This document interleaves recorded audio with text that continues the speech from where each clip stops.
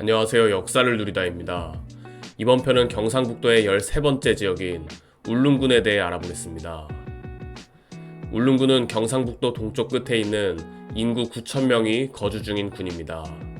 울릉군은 우리나라에서 인구가 가장 적은 기초자치단체이며 면적이 제일 작은 군이자 경북에서 섬으로만 이루어진 지자체입니다. 울릉군은 경북에 속하지만 서울시와 같은 위도인 북쪽에 있습니다. 울릉군은 울릉도를 중심으로 관음도, 독도 등으로 이루어져 있습니다. 울릉군에 사람이 살기 시작한 것은 청동기 시대부터로 추정되며 울릉군 나리분지에 고인돌 형태의 흔적이 남아 있습니다.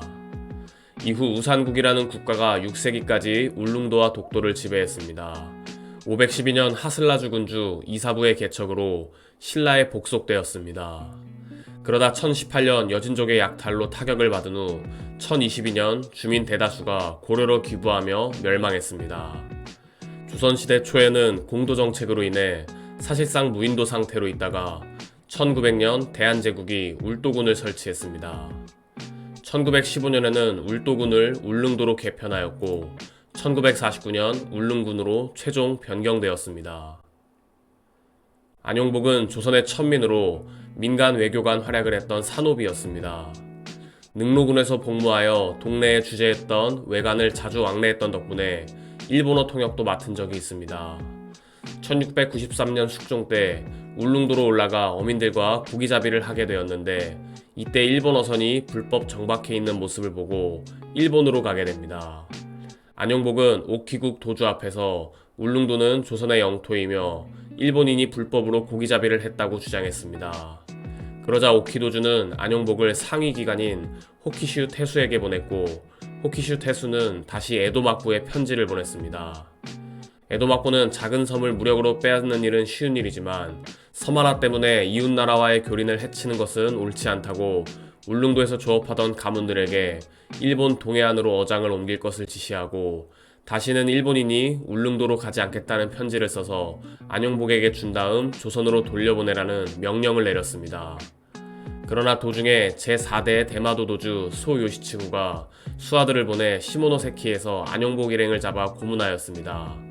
그러던 중 제5대 대마도 도주가 소요시미치로 바뀌면서 안용복을 2년간 동네 외관에 구금하고 조선에 표류한 어부를 구했다고 거짓말을 하여 풀어주고 조선의 일본 땅인 죽도에 함부로 들어오는 일이 잦으니 그걸 막아달라는 요구를 했습니다.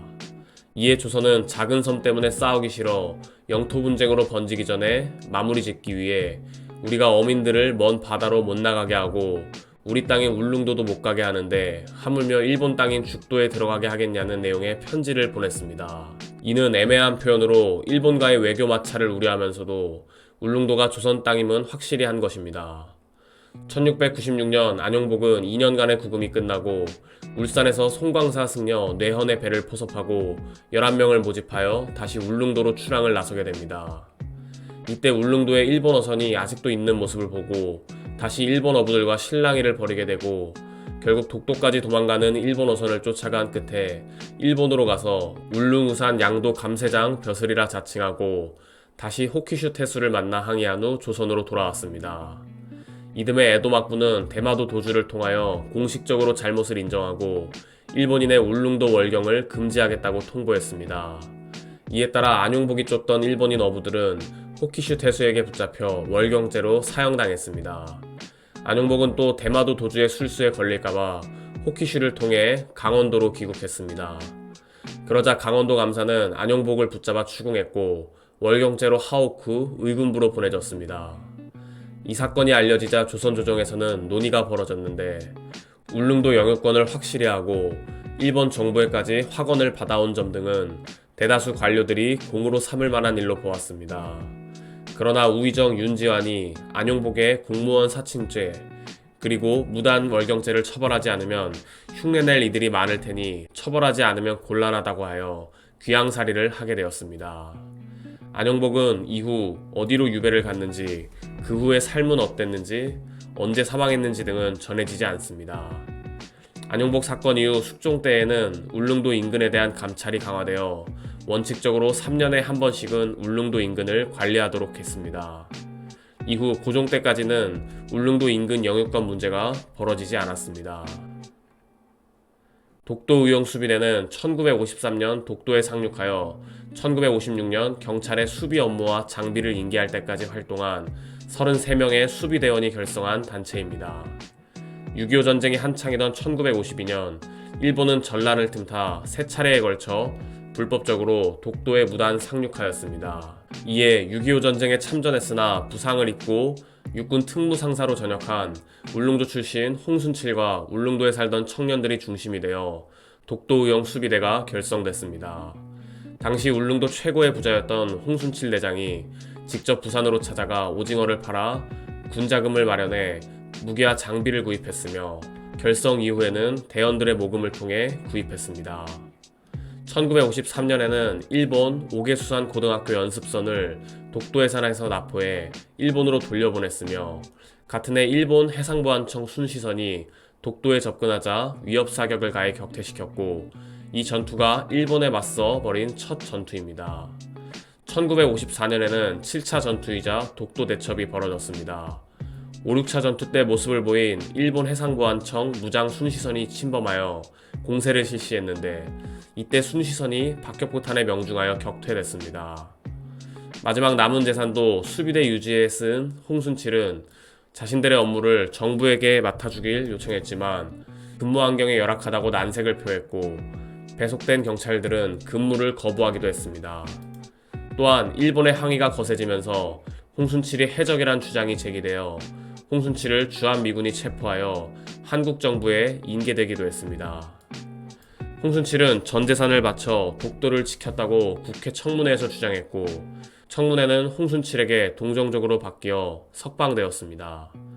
1956년 마침내 기존 업무를 경찰 소속 독도경비대에 인계함으로써 독도의용 수비대의 기나긴 임무는 끝이 났습니다. 이 공로로 홍순칠은 1966년 5등 근무 공로 훈장을, 나머지 대원들은 방위 포장을 수여받았습니다. 10명의 의용 수비대는 경찰로 전환하여 그 뒤로 계속 근무를 했습니다. 1969년과 1972년 독도 개발 계획서를 경상북도에 제출하며 실효적 지배 강화를 거듭 촉구했지만 박정희 정권은 일본과의 관계 악화로 이어질 것을 여기며 부담스러운 반응을 나타냈습니다. 결국 홍순칠은 1974년 중앙정보부에 끌려가 사흘 동안 고문당했습니다. 또한 1980년대 초 신군부가 홍순칠이 독도 지킴이로 북한 방송에 소개되자 즉각 체포해 고문을 가하여 간첩 조작을 하려 했습니다. 결국 고문후유증으로 홍순칠은 1985년 서울로 이주했고 1986년 폐암으로 숨졌습니다. 전두환 정권은 독도를 천연기념물로 지정해 민간인 출입을 막았고 독도는 우리 땅을 방송 금지국으로 지정하기도 했습니다.